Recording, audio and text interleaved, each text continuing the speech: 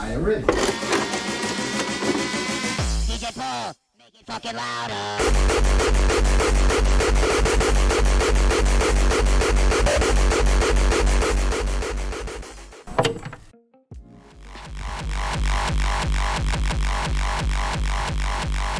I am DJ The Prophet.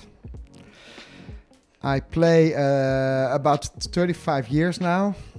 Hardcore, hardstyle. 54 years old. Why do you laugh? You want to know who is the prophet? That's me. Born in Amsterdam, raised in Amsterdam. And I make hard shit.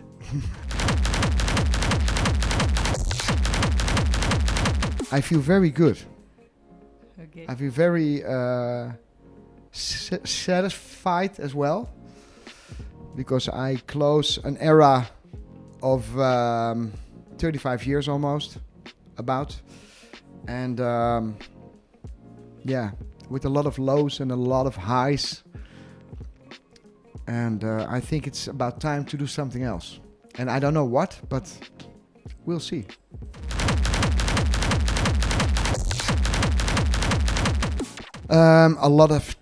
A lot has changed, of course, because the equipment, the studio gear has changed a lot, and the vision of the people has changed, because there was no hardcore, no hardstyle in the beginning, until we, a big group of people, start producing it.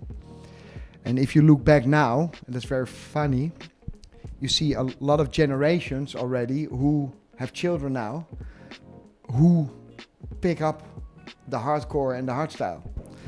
Back in the days, nobody liked it. My mother said, "What the fuck are you doing? What is this kind of noise?"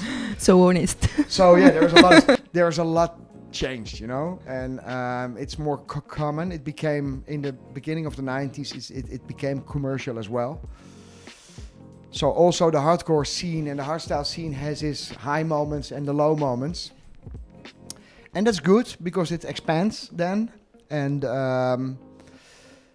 what you see now is that everybody, the younger generation, really likes it. And that's it's something to, how do you explain it? If your mom doesn't like it, you will like it, you know? So to kick against everything and to kick against society as well.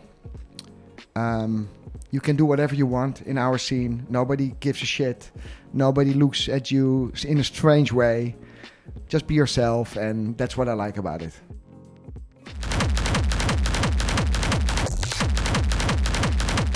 I produced hardcore for 10 years. Hardstyle was not there yet, so there was no decision, I'm going to do that.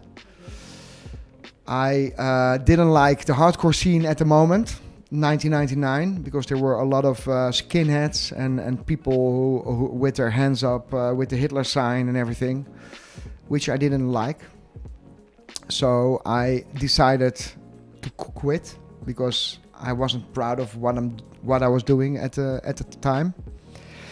So I thought, I stop producing and play hardcore, and I will see what happens. That was the story. And then something else happened, because when you close a door, another door will open. So me and a group of other people started to produce other kind of music, and that became hardstyle, what it is today. So that was a bit the story.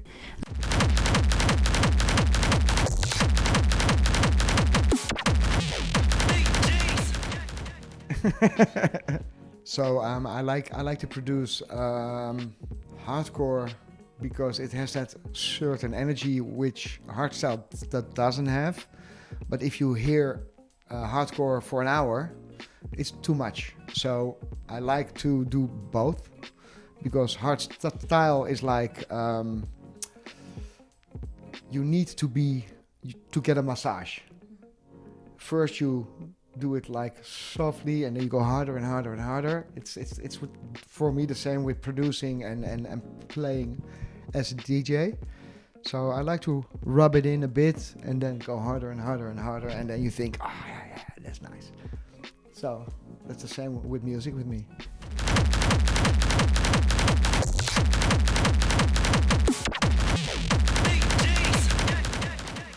Yeah, it was incredible. It was.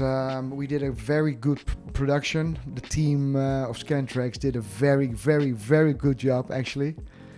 And we did a whole year of celebration. And the 3rd of December this year, that was our own party in Zandam, and it went really well. Like full LED lights and the complete everything. We took everything out of the closet, and it was like insane. So I'm very, very happy about everything what happened. How was the crowd? Incredible, like really incredible. They knew everything. They shouted with everything. They sang with everything, and yeah, it was an amazing night.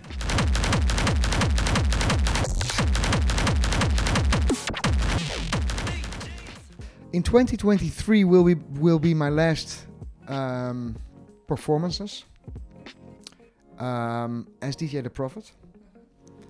I will pull the plug out of it because I want to feel free in the studio.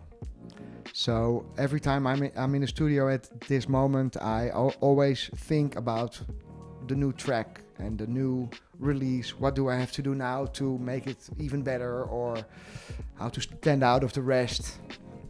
And I do that for too long now, and I want to feel free to experiment again and to see what happens. So maybe a new thing will happen. So are you excited? Aren't you sad about the stopping? Both. Okay. Yeah, and my heart says, dude, why didn't you do it? Why didn't you do it like 10 years ago?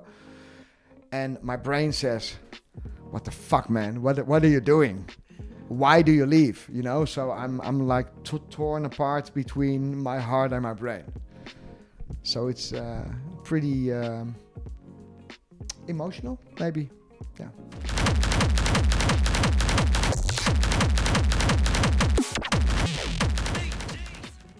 Bikini. Yes. This was actually very nice. Yeah, I have too many. I cannot think about one, you know. But it's sometimes. But don't you remember a party who was special? Or? Yeah, many. Like 2005, I think. Climax. I had to come out of the roof. 25 meters high. I was hanging on a rope. People were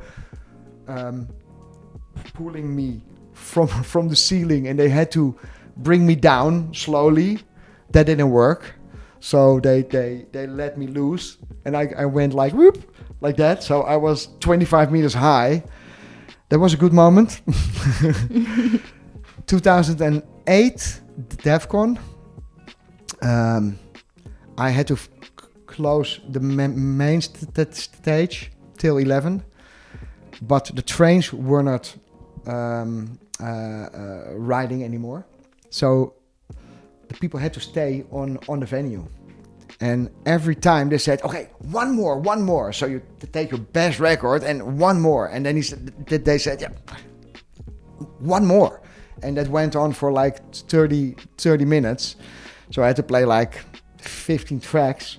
And the people went crazy, track after track after track after track. So that was a good moment, So actually. cool. Yeah. Okay, so thank you so much, The Prophet. Thank you very much It's for been a asking. pleasure. We are so happy to be here with us. Thank you very We much. wish you the best from Karnage. Thank you. I wish you the best too. Thank you.